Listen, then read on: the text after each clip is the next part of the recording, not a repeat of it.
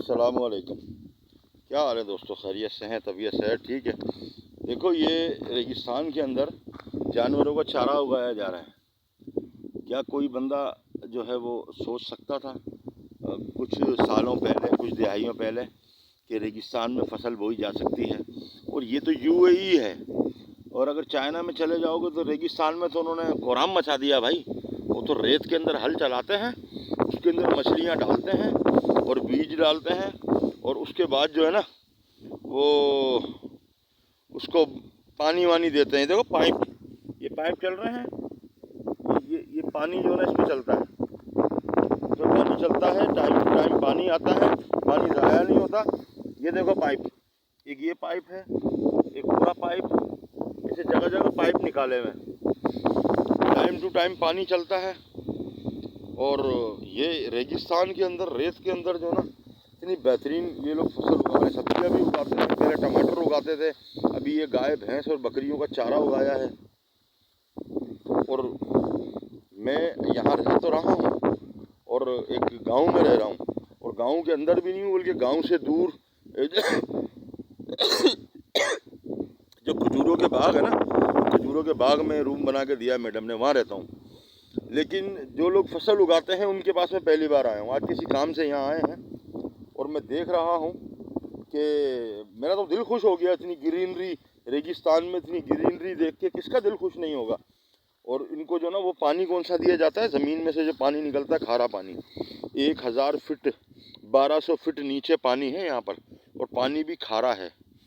नहाओ तो साबुन नहीं लगता, कपड़े धो तो सरफ में वो पानी काम नहीं करता। लेकिन अल्लाह की शान देखो, अल्लाह की कुदरत देखो, कैसे वो जो है वो ये पौधे उग रहे हैं माशाल्लाह। अच्छा, जो चीज़ें उगाई गई हैं उनके आसपास ये दूसरी जड़ी बूटियाँ भी हैं।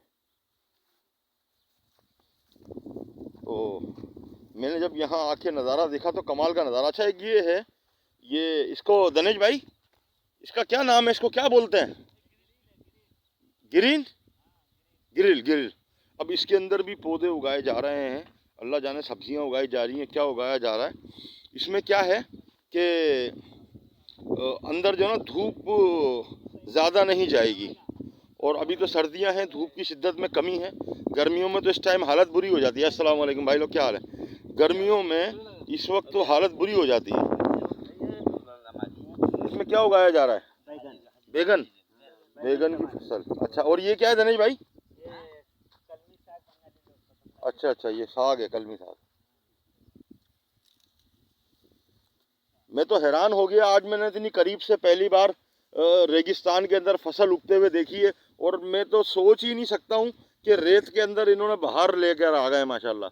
कितनी इन्होंने मेहनत की है, कितनी कोशिश की है। और मेरी मेरी नज़र में तो एक हैरान कुन वाक़या। लेकिन बात यह है कि टेक्नोलॉजी बहुत ज़्यादा वसी हो गई है और बहुत कुछ हो रहा है, बहुत कुछ हो रहा है। हमारी सोच से भी आगे की बातें हो गई हैं अब। और ये ग्रिल के अंदर जो है बैंगन और मुख्तलिफ़ किस्म की सब्जियां लोग उगाते हैं, और उसको एक, जिसका हाइब्रिड नहीं कहते अपन लोग, वो है सारा मामला। बाकी यहाँ पर लोग सब्जियां भी उगाते हैं और वो बिकती भी हैं। और मैंने यहाँ पर उगते हुए गाजर तो नहीं देखी, लेकिन मैंने यहाँ रेगिस्तान की गाजर खाई ज़रूर है। वो गाजर लाल नहीं होती, वो ऑरेंज ऑरेंज कलर की गाजर होती है। उसमें वो जायका भी नहीं होता और जल्दी से ख़राब भी हो जाती है। लेकिन जो हमारी पाकिस्तान की मिट्टी है या इंडिया की मिट्टी है, उसमें जो गाजर उगती है वो लाल कलर की होती है। उसका जायका भी बहुत ज़बरदस्त होता है, न्यूट्रिएंट भी ज़्यादा होते हैं उसके अंदर, मिनरल भी ज़्यादा होते हैं, और वो जल्दी से ख़राब भी नहीं होती। हर जगह का एक अलग ही जो ना वो सिलसिला है, एक अलग ही मामला है। और हर जगह पर अलग अलग जो चीज़ें हैं वो अलग अलग तरीक़ों से उगती हैं या उगाई जाती हैं। और बाकी कुछ खजूर के बाग ऐसे भी हैं कि जहाँ पर खजूर के दरख्त ज़्यादा नहीं लगे हुए, बहुत कम लगे हुए हैं। यहाँ पर शायद हो सकता है कोई बंदा भी काम नहीं करता हो। जिस किसी का भी खजूर का बाग होता है ना, और उसको अपने बाग को उगाना नहीं है, चलाना नहीं है, काम नहीं करवाना बाग के अंदर, बंदा नहीं रखना, तो वो क्या करते हैं कि अपने खजूर के बाग के पड़ोस में कोई और बाग होता है ना, तो वो उस बंदे को बोल देते हैं, यार तेरे को मैं 500 dirham दे दूँगा महीना, ज़रा मेरे खजूर के बाग पे चक्कर मार लिया कर, देख लिया कर, हफ्ते में 2 दफ़ा पानी चला दिया कर, थोड़ी बहुत कभी कभार सफाई कर दिया कर। तो वो कर लेता है और 500 dirham उसको एक्स्ट्रा मिल जाता है। ये आप देख रहे हो कि ये मिट्टी पड़ी हुई है, मिट्टी के तोड़े से पड़े हुए हैं। ये मिट्टी ला के यहाँ डाली गई है। ये थोड़ी उपजाऊ किस्म की मिट्टी है, क्योंकि यहाँ पर तो रेत है ना, ये रेत है। अब इस रेत को उपजाऊ बनाने के लिए इसमें मुख्तलिफ़ किस्म की खाद मिलाई जाती है, बकरियों की मेंगनियाँ और जो है ना वो ऊँटों की मेंगनियाँ और मुख्तलिफ़ चीज़ें जो है ना वो इसमें बनाई जाती हैं, लगाई जाती हैं। और ये मैंने आज एक चीज़ देखी है जो इससे पहले भी मैं देख चुका हूँ। और ये जो चीज़ है ना, ये चीज़ इसको, ये हमारे पास बावर्ची खाने में भी थी, इसको इमाम दस्ता बनाया हुआ था हमने, और आज मैं इसको यहाँ देख रहा हूँ। तो ये प्लास्टिक का है, मोटी प्लास्टिक की, काफ़ी मजबूत चीज़ है।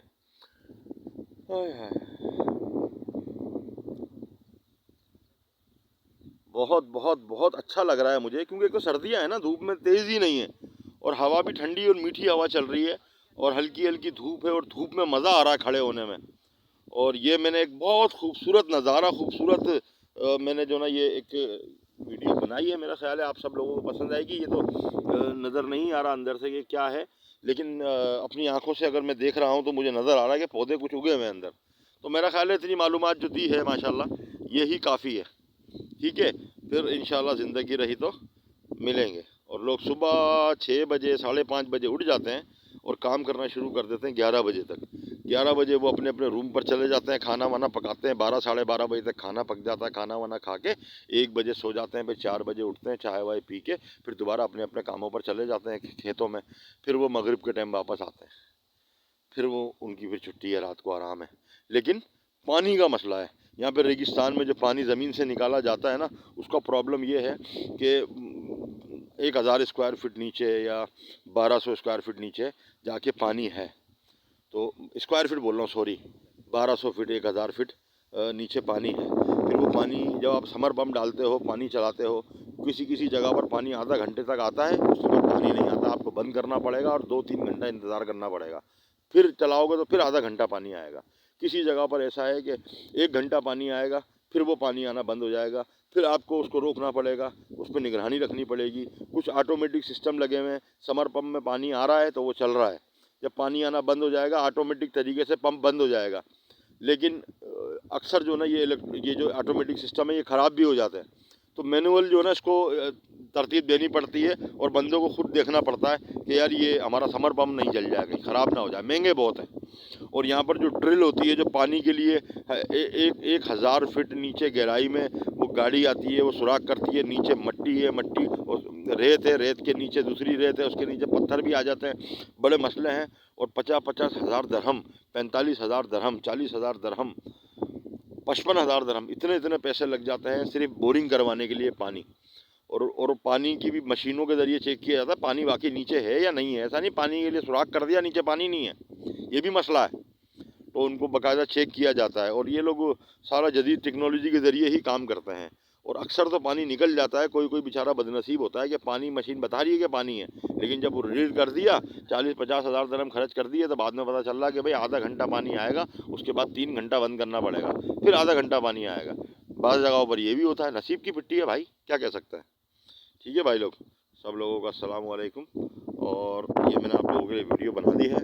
और ये रहा मैं, मेरे मेरे सर के ऊपर सामने सूरज है, लेकिन इसकी तपिश इतनी तेज़ नहीं है, तपिश तेज़ नहीं है। और ये एक बेहतरीन ठंडी मीठी धूप है, सर्दियों के दिन है और दिसंबर की 5 तारीख है आज। तो मुझे उम्मीद है कि आप सब लोगों को ये वीडियो अच्छी लगेगी, पसंद आएगी। अब मैं चलता हूँ, इस वीडियो को क्लोज़ करता हूँ। और पानी का बड़ा ज़बरदस्त सिस्टम दिया हुआ, देखो ना पाइप कितने दिए हुए हैं यहाँ पर। जब इनको पानी चलाना, ये लोग पानी चलाएंगे।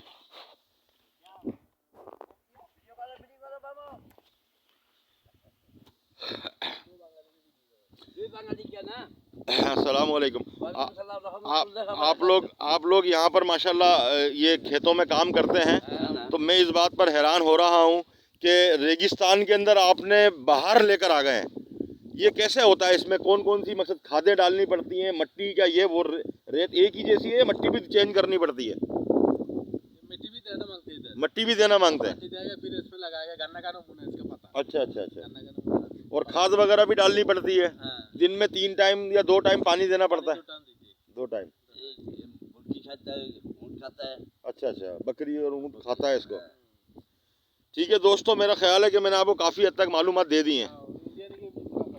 बाकी बाकी फिर इंशाल्लाह, ठीक है, अल्लाह हाफिज़।